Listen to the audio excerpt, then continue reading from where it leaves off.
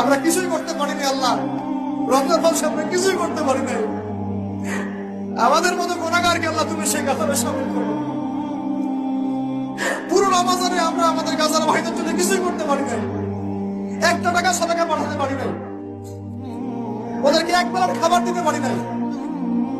রমজানে আমরা কোরআনের হক আদায় করতে পারি নাই, খাস করে তওবা করতে পারি নাই, তাহাজ্জুদ ভালো করে পড়তে পারি নাই, তারাবি ঠিক মতো করতে পারি নাই। রোজা রেখেছি কতটা রোজা রাখার মতো, আল্লাহ যেভাবে তোমার নবী সাহাবীরা আমল করেছিলেন এরকম আমল আমরা করতে পারি নাই।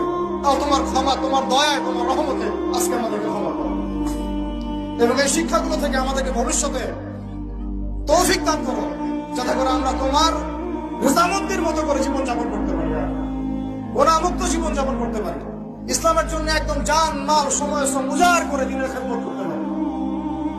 দিন ইসলামকে আল্লাহ পাকের জমিনে আমরা দুর্বল